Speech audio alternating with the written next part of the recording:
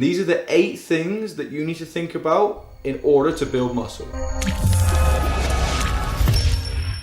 So 1 is progressive overload. Are you progressively overloading the body and the muscles? By progressive overload, I just mean you need to add weights to the bar every time you go in. What I like to think about is if I add a kg to the bar every single week, then I'm going to improve something by 50 kg in a year. For example, if I bench press 100 kg for 5 sets of 5, next week I go in and I bench 101 kg for 5 sets of 5. It's only that little bit of weight, but that will drive adaptation. It's hard to know if you're actually progressively overloading if you aren't tracking. Either write it down, remember, or track somehow what you lifted last week and what have you got to do this week. Either add an extra kg to the bar or do an extra rep.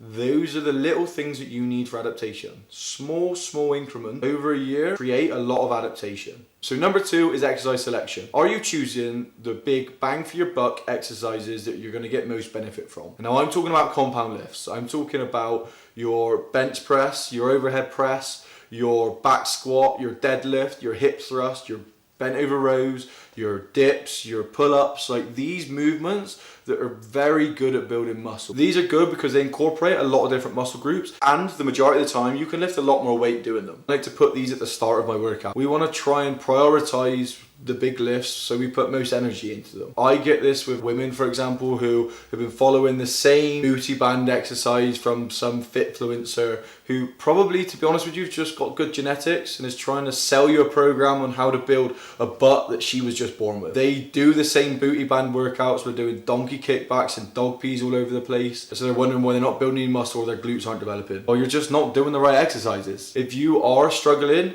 to build glutes, then do compound lifts, back squats, hip thrusts. These are going to be the things that build your glutes. So I know what you're going to say. When you back squat, all you do is feel it in your quads. You don't feel any of it in your glutes.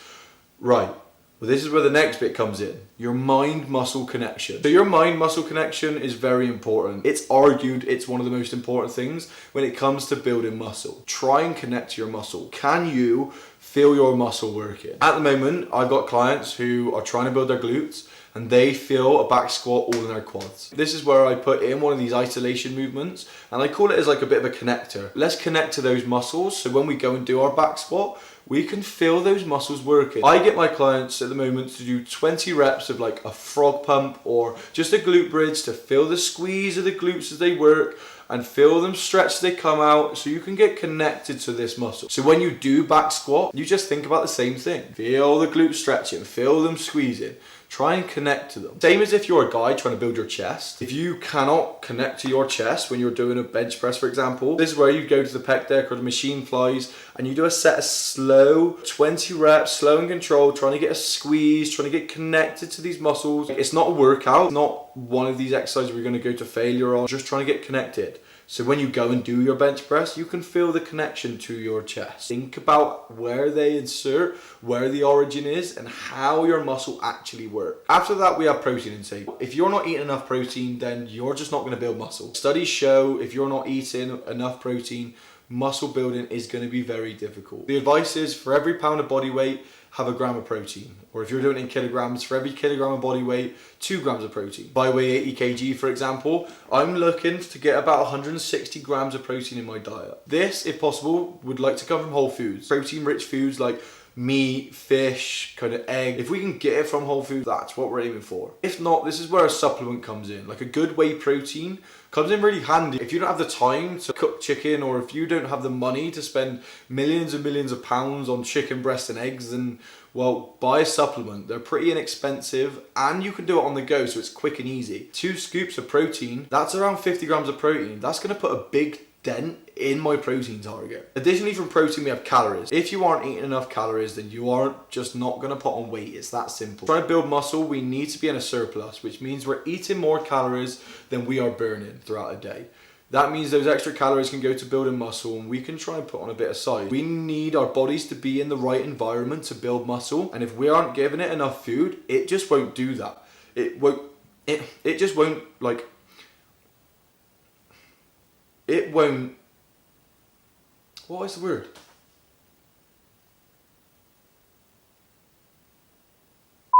It won't allocate Your body won't allocate resources to building muscle if it doesn't have enough. So we need to be in a surplus. You can build muscle being in a deficit or being in maintenance, but it is very difficult. Go in a surplus so your body's got enough resources to basically build that muscle. Next we have frequency. So if you're doing a classic bodybuilder split, chest on a Monday, back on a Tuesday, then you're only going to get like one muscle building signal a week. And if you're on anabolics, then yeah, that's okay, that will help. If you're not, and you're just a regular person like me, you need to get that muscle building signal quite frequently. What happens is we hit chest and our body goes muscle building signal. After about 2 or 3 days, that's normally dropped off, so we need another signal. If you're not hitting chest till the following Monday, you're just not gonna get that signal. I like to hit chest on a Monday, on a Wednesday, and on a Friday.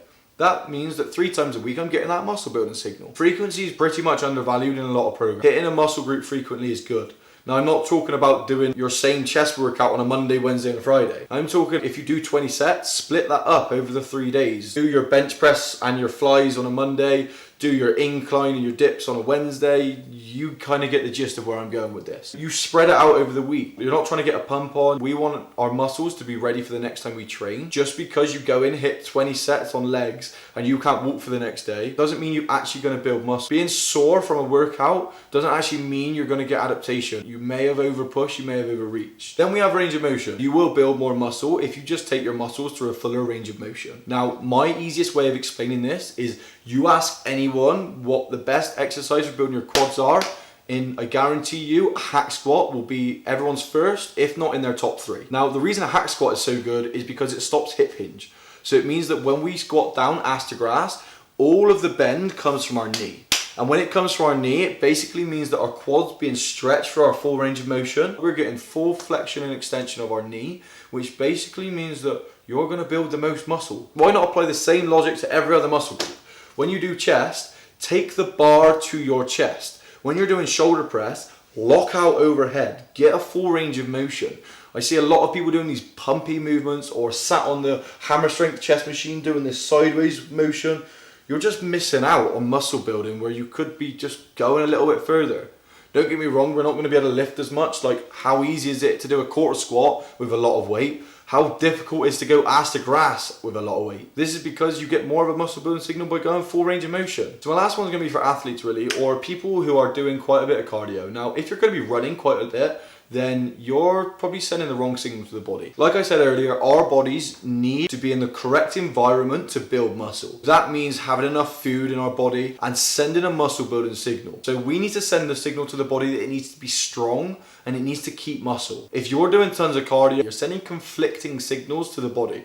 You're saying, well, I need to be good at running, I need to be efficient at cardio, so I don't actually need this muscle. Now, don't get me wrong, you can build muscle and get fit at the same time, but if you're struggling to build muscle and muscle building is your priority, then going football training twice a week and playing on a weekend or going for tons and tons of runs isn't going to benefit you. It is not going to give you the optimal conditions for building muscle. We need to send the signal to be strong. If you're sending the signal to run, then it goes, I don't need to be strong, I'll stop prioritizing building muscle. Whereas if you're going to the gym 3 or 4 times a week, doing compound lifts, heavy, and trying to get stronger each time you go in, then that's the kind of signal we want to be sending to the body. So the 8 things you need to think about if you're trying to build muscle are progressive overload, exercise selection, mind-muscle connection, protein intake, calorie intake, frequency of hitting the muscles, full range of motion through every exercise we do, and are you doing too much cardio? I'm Charlie, this is Hack the Body, Hack the Mind.